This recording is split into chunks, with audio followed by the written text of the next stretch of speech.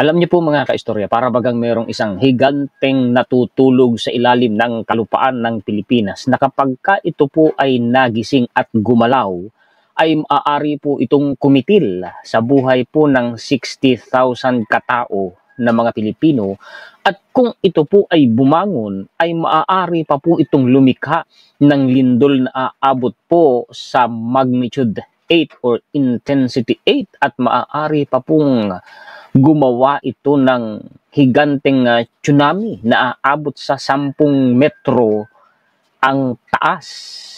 Ito po ay trending na usapin ngayon dahil po sa nangyaring lindol sa Thailand at sa Myanmar. Ang pinag-uusapan natin ngayon ay itong tinatawag na The Bigaw 1. Ang hindi po kasi maganda sa lokasyon po ng Pilipinas, mga kaistorya, tayo po mismo, ang bansa natin mismo, ay nakaupo sa isang malaking fault line.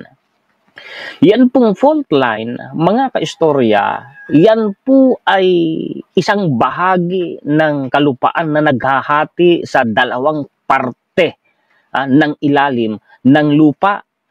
Yan pong dalawang parte na yan ng ilalim ng lupa ay tinatawag po na tectonic plate.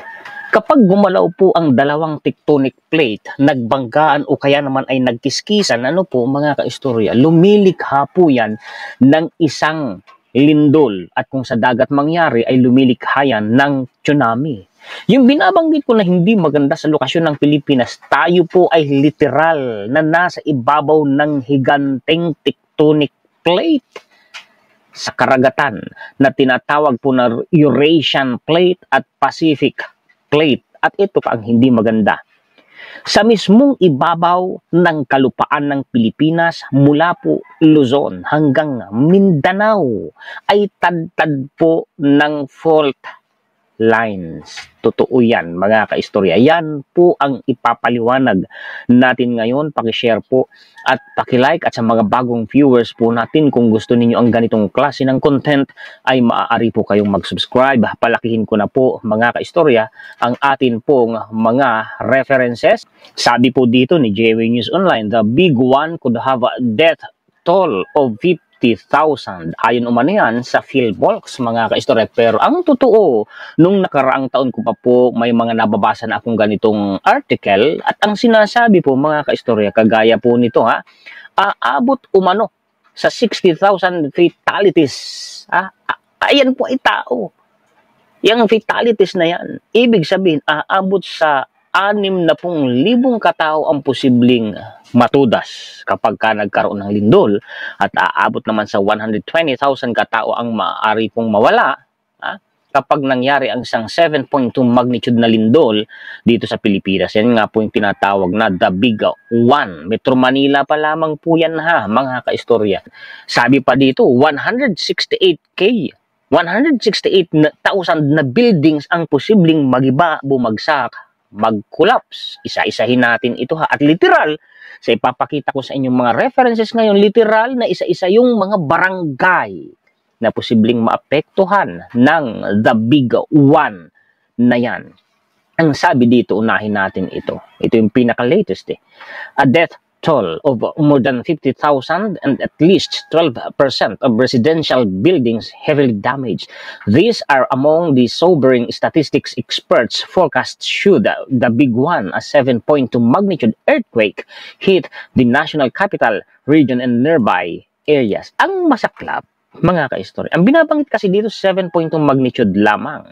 Papaano kung ang mangyari, iyon pong Philippine Sea fault line o yung tinatawag na Pacific plate ang gumalaw, maaari yung mag-generate po ng lindol na aabot sa magnitude 8. Isa-isahin ko sa inyo maya-maya, pakishare po at pakilike. At ang mga impormasyon dito ay importanteng malaman ng mga Pilipino para maging handa po tayo. While earthquakes are impossible to predict based on historical records, the West Valley Fault along the eastern side of Metro Manila is due for a major quake within our generation or the next generation. Hindi mo mapapredict yan.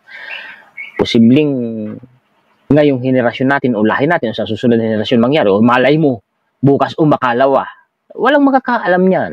Kaya nga dapat ang mga Pilipino at ang gobyerno maging handa na. Warning signs na po yan. Yung mga nangyayari na yan sa mga karatig bansa natin. Kailan pakikilos? Kung huli na, kawawa dyan mga Pilipino. At take note, lahat po mga kaistorya ng mga major or main agencies ng gobyerno natin nakasentro sa Metro Manila. In Mav Gonzalez report on GMA's 24 Oras Weekend on Sunday, PhilVolks Director Dr. Teresito Bacolcol said the agency is estimating a death toll of around 51,500 from the big one, 33,500 from the quake itself, and around 18,000 additional deaths from fires along with 100,000 injured. Estimate pa lang yan. At palagay ko mga kaistorya, mababang estimate pa lamang yan. Hindi mo alam kung ano ang damage na maaaring idulot ng isang natural disaster. Oo, mga kaistorya. Bacolcol noted, however, that there are earthquake generators that could cause tremblors of even greater magnitude, such as in Gabaldon, Nueva Ecija. Binanggit na po yung mga taga dyan sa Nueva Ecija, which could have a magnitude 7.9 earthquake. Ito na, binanggit na yung sinasabi ko sa inyo sa karagatan.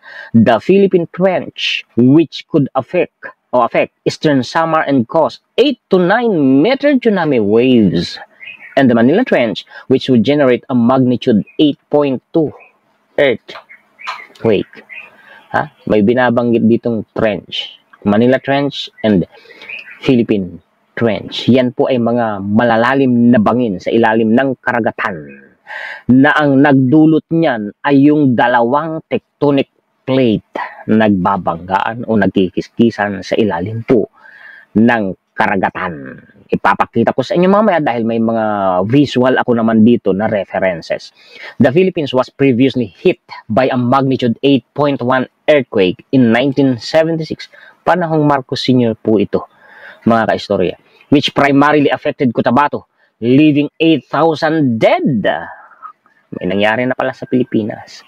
Yung sa Thailand at sa Myanmar, ang namatay po doon, mga kaistorya, nasa 1,700 katao na. Pero nangyari na pala yan sa Pilipinas. 1976 pa, mas malala pa, 8,000 katao, mga Pilipino, ang namatay. Bakit nangyari yon? Dahil po nagkaroon ng higanteng tsunami. Ang masakla pa, lumindol at nagka-tsunami hating gabi pa. Malalim ang gabi kung kailan natutulog ang mga tao. Paano makakapaghanda? Paano makakatakbo yung mga Pilipino noon? If you can feel a shaking na hindi na makatayo, yung roaring sound na dumadagundong na boses coming from the sea, yun na yung papalapit po na tsunami, ganun ang tunog. Then you have to, once the shaking stops, then you have to evacuate immediately to a higher place kasi pwedeng magka-tsunami. Nangyari na yan noon. Kung hindi ako nagkakamali sa mga baybay ng Hong Kong, pati na sa Japan, nangyari yan. Nagkaroon pa nga ng pelikula niyan Sana naman, huwag mangyari dito sa Pilipinas. Pero malaki po ang posibilidad. Hindi tayo sa nag-fear mongering Malaki ang posibilidad na mangyari sa Pilipinas. Dahil gaya po ng binabanggit ko kanina, marami pong fault line, mga tectonic plates sa lokasyon ng Pilipinas. Sa ibabaw mismo ng kalupaan ng Pilipinas, tinadtad ng fault line at nakatayo o nakaupo pa ang Pilipinas sa ibabaw ng dalawang malaking major tectonic plate sa karagatan. Yun ang masaklap sa lokasyon po ng Pilipinas. Mga kaistorya, basahin ko muna ito Ito'y 2024 pa, mga kaistorya. Philippine trenches may generate magnitude 8 earthquakes, says PhilVolks. Ayan, April 4, 2024 po yan. Philippine Institute of Volcanology and Seismology Director Teresito Bacolcol said the country could experience earthquakes stronger than magnitude 8. Mas malakas pa sa magnitude 8. Yung sa Thailand at Myanmar, kung hindi ako nagkakamali, nasa 7.7 magnitude lamang po. The Philippine archipelago is actually compressed on both sides by the Eurasian plate and the Philippine Sea plate. Yung Eurasian plate, kung hindi ako nagkakamali, yan din yung tinatawag na Sunda plate. Ito ang Pilipinas, no? Dito po sa bandang kaliwa, sa may bandang South China Sea, yan yung Eurasian Plate or Sunda Plate. Dito naman po sa bandang silangan sa Pasipiko, yan po yung Pacific Plate or Philippine Sea Plate. Nasa gitna tayo, mga kaistorya. Pero yung Eurasian Plate, almost immobile. Ang malakas na motion would be the Philippine Sea Plate. We are being pushed towards the northwest. Kita ninyo, unti-unti na nating naiintindihan eh. The Philippine Trench here in Samar is capable of generating magnitude 8.1, and when that happens, pwedeng mag-generate ng tsunami. Palakihin ko, maliit pala. Pwedeng mag-generate ng tsunami as high as 10 meters. 10 palapag yan po ay, 10 meters. Ang taas niyan ay 3 hanggang 4 na palapag na building. Ganyang kataas po yung tsunami na yan. Dito naman sa Manila Trench, pwede siya mag-generate ng magnitude 8.3 earthquake. Kita ninyo. Daming trench, no? Yung mga trench kasi na yan, dulot po yan ng mga tectonic plate ng mga nagsisipag-galawan. He added that it might take only 5 minutes for the first tsunami waves to arrive following the earthquake, making it challenging to send out tsunami alerts as quickly as possible. Handa na ba ang Pilipinas? Handa na ba ang mga Pilipino? Higit sa lahat, handa na ba ang gobyerno? Meron ka lamang palang 5 minuto kapag ka lumindol ha. Kasi may interval po ang lindol eh. Lumindol, titigil yan. Ilang oras o ilang minuto, ilang araw, pagkatas lilindol uli. Pag yanig ng unang lindol, meron ka lang 5 minuto para tumakbo sa lugar na ligtas. Gasino na po ang panahon. Sa Metro Manila, wala ka namang tatakbuhang mataas na bundok. So saan ka tatakbo? Palayo sa dagat. Gaano kalayo lamang ang matatakbo mo sa loob ng 5 minuto? Bacolcol urged those living along the coast sa baybayin to recognize the sign of shake, drop, and roar following a powerful earthquake. Una kasi lindol, pag-uga ng lupa, no, mga kaistorya. Pagkatapos niyan, mayroong magkakaroon po niya ng makikita mo yung tubig sa dagat. Pumapalaot, no, umuurong. Pagkatapos maririnig mo, ugong, malakas na ugong. Yan po ang mga signs ng tsunami. When there is a strong shaking na halos hindi ka na makagalaw o hindi ka na makatayo, and there is a sudden drop of sea level, and there is a roaring sound coming from the sea, kung isa sa mga yan na observe mo, you have to evacuate immediately to a higher place kung nasa coastal community ka. Paano kaya Bicol region no? Nakaharap po sa Philippine Trench, no? Sa Philippine Sea, sa Pacific Ocean. Dagdag na impormasyon. Daily Tribune, Philbolgs, up to 168,000 buildings could collapse in the Big One. Nako, grabe na to. Latest pa ito, babasahin ko pa ba? Ito po, si Earth Observatory of Singapore. Binabanggit na dito at ipinapakita ha. Ito po yung Eurasian Plate, Sunda Plate. Kung ito po mga kaistorya ang Pilipinas ha. Ito ang Eurasian Plate o Sunda Plate. Nakita nyo Palawan, West Philippine Sea. And further, dito pa, ayan ang South China Sea. Ito naman po mga kaistorya ang Philippine Plate or Pacific Plate. Ito po yung Philippine Trench. Itong dark blue na ito. Yan po ang Philippine Trench.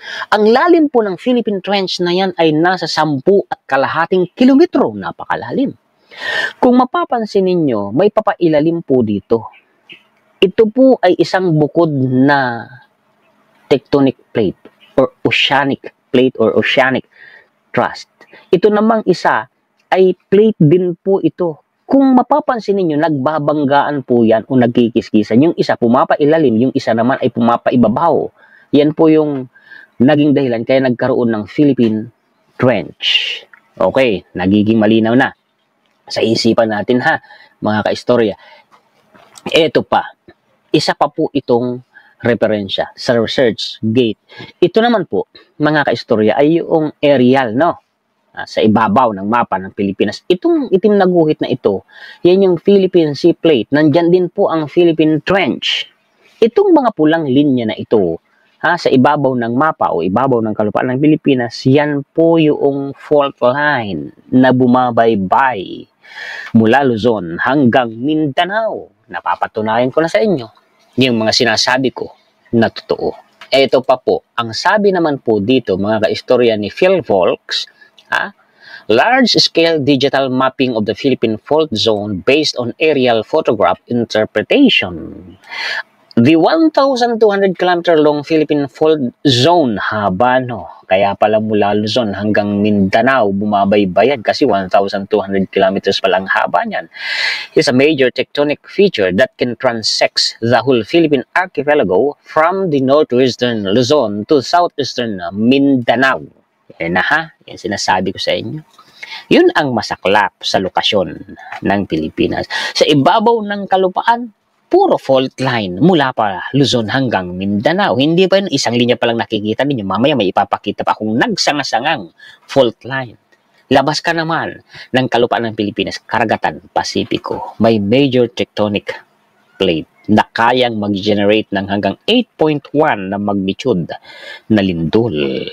Ramdam yun sa kalupaan ng Pilipinas. Ang masaklap pa, pwedeng gumawa yan ng hanggang 10 metrong taas ng tsunami.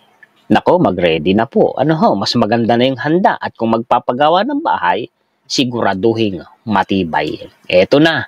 Luzon pa lang po ito Ito ay research gate ulit. Yang mga pulang linyang nakikita ninyo na yan, fault lines po yan. Oo, mga kaistorya. Sabi ko sa inyo, tinadtad ng fault lines. Karamihan nasa Luzon. Inabot pa nga hanggang Bicol region. Ayan ang Bicol region ito. Kita ninyo mga kaistorya.